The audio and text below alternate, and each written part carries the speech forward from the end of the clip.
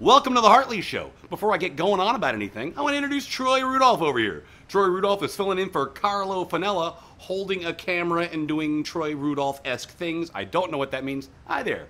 Today I'm going to talk about the Marvel Now initiative and how it was launched after this AVX Avengers vs. X-Men series, which was hugely popular and immensely successful and even fairly entertaining. One of the neat things that I'm going to actually mention briefly is that the AVX introduced this funky little thing called Marvel AR, which stands for augmented reality. You can take your smartphone and you scan in these pages and you get all sorts of interesting stuff. It sort of ends up being like a director's cut comic, but it's all digital and stuff. So you get editor stuff, sketch pages, so on and so forth. Just a neat little thing that gave you a little bit more bang for your buck for your $3.99.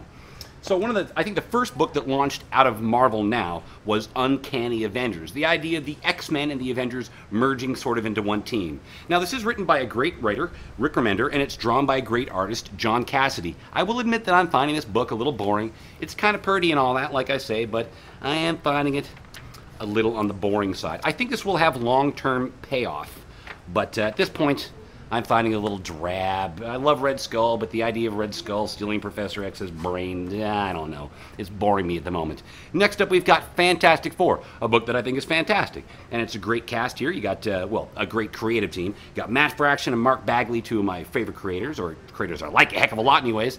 And they basically return the Fantastic Four to the whole space-faring, explorers of the unknown concept, which is my favorite take on the Fan Four. The basic premise is that Reed Richards had discovered that their molecules are sort of falling apart, that the process that gave them their powers is now slowly killing them. He hasn't told the rest of the Fantastic Four this yet. He's just going on a mission to try and solve things, and we'll see where things go. Yeah, I kind of doubt they're going to be dead. Next up, we got Avengers. I think this book is amazing. It's just called Flight of Avengers, written by Jonathan Hickman, and drawn by Jerome Opena, or however the heck you say that.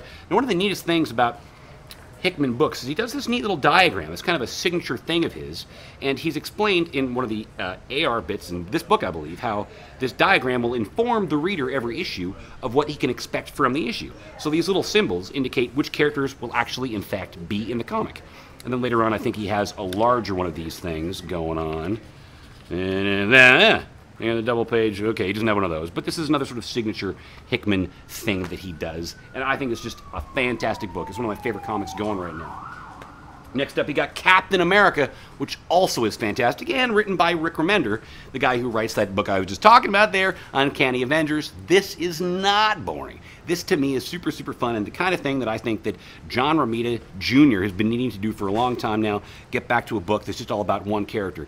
Now, the book starts off showing you early Steve Rogers history, how his dad was a prick and beat him when he was a kid, and his mom and all that stuff, and it's doing a great job of revitalizing Captain America's origin, because we haven't really seen much of his early days as Cap and a kid and all that stuff.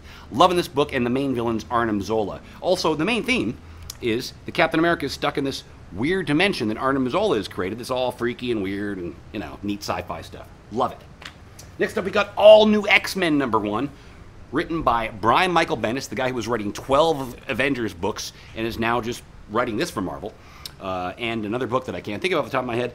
This has been fun. As you can maybe tell from the cover, the basic premise of this is the original X-Men end up in the modern time. Now Scott Summers is basically Magneto, and Cyclops has to face the fact that most mutants hate his guts. This has been a great read. In the latest issue, #3, the Beast is transformed into a new look, and I am loving this comic. Really inventive and neat. Next up, Thor. This book is out of control good. Just about my favorite comic on the stands right now. Certainly my favorite Marvel book, narrowly beating out Avengers there. And, I mean, there's two great reasons for it. You got Jason Aaron, who's a brilliant writer who does Scalped, and then Esad Ribic, who is just the nicest guy you'll ever meet, a giant Norwegian man, and a wicked artist.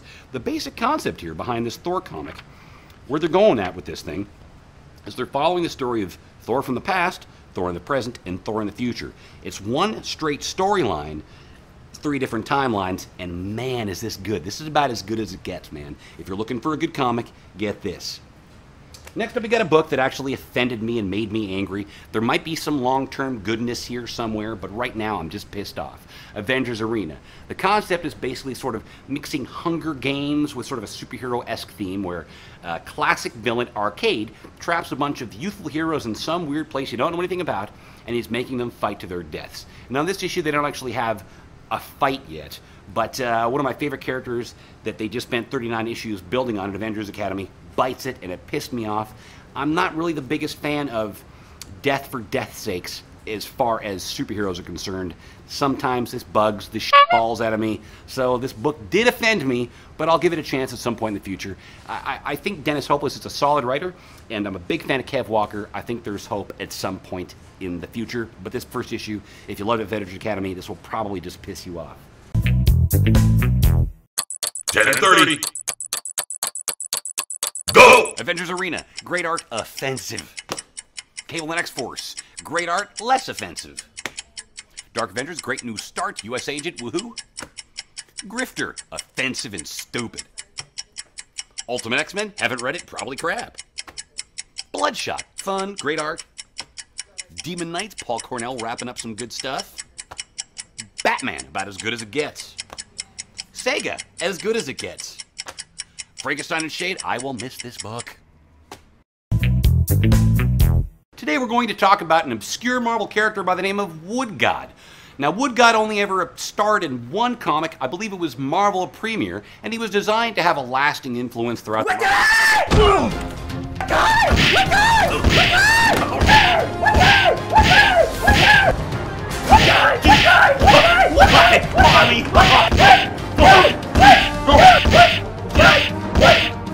Hey, is that Woodgod over there? Ball game. So there you have it, Woodgod. As always, thanks for watching, and I'd like to thank Taz for hosting the show. Bye.